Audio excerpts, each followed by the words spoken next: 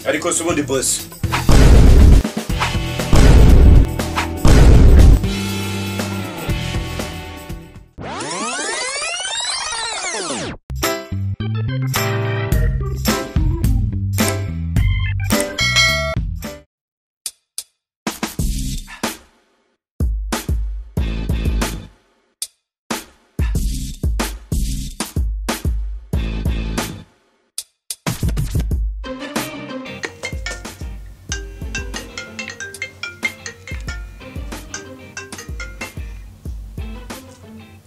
Yes sir boss.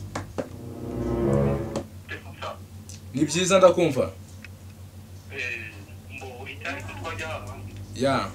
Ndahari? Okay, kiravangwa rero ubungubu ngiye kuri banke. Ego? Mwe bitari kugeza uje kwishyura kaka. Okay, ndahari. Kiravangwa mu mutabye kugeza. Ubwo noneho turabona Bana mu rugo. Sawa. Fast.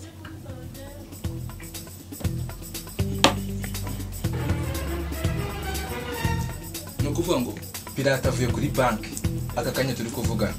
Shaka mu gihe kitarenze iminota 5 kuba wamugezaho amafaranga avuye kubikuza akaba yangezeho. Biri kumvikana cyangwa ntabwo biri kumvikana? icyo gukora ndacyeze.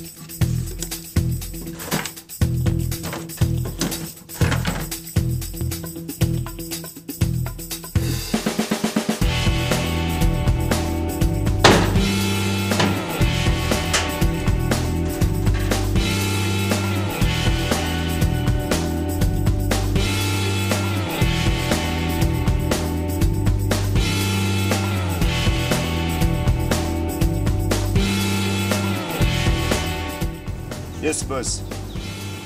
Amafaranga ndayafite neza nari. Sawa mu munota umwe boss.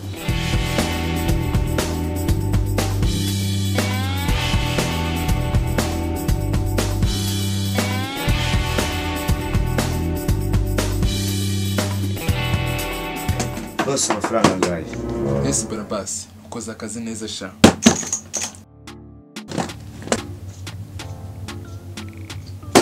Ego sha. Kora akazi neza cyane. Boss. Ese kugira ngo mbone aya mafaranga ukuntu bingoye. None uri kubona nge naraguhisemo ntakuzi. Ariko nje boss nanjye akazi rwose nkasoza fresh. Urabizi Cyo kintu cyambere na mbere nshaka. Boss urusaku rw'amafaranga igihe mwahereye ngaho amafaranga akazi gukora neza bisobanuye amana data. Aka kantu se kageze hano ryari boss. Umva. Ndagusabye. Cyo wihangana ugabanye stress. Sigushijemo. Boss ariko aka kantu ntabwo ndimo ndagakemanga. Tonde ngo ufitiye akazi wowe. Asiko mbona nashaka gukora kuri ayo mafaranga cyane VIP. Nukuvuga ngo wewe ngo ufite mission. Aya mafaranga ugomba kuyageza kuri Jajara.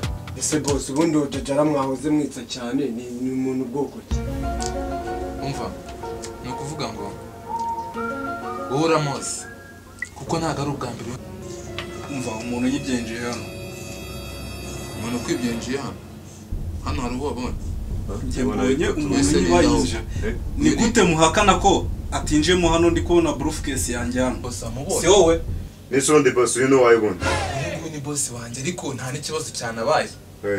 Sakaza avuga ngo kumwibana. Ahubwo wowe ndi kwibaza ugeze hano gute? Umva mbabwire mwese amaboko hejuru.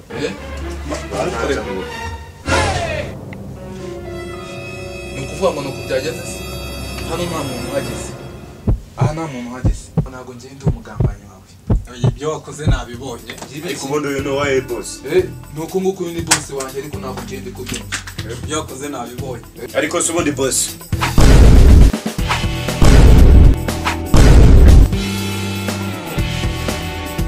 imari yanjye ndayibonye sha umwe mwayitwaye nzakubona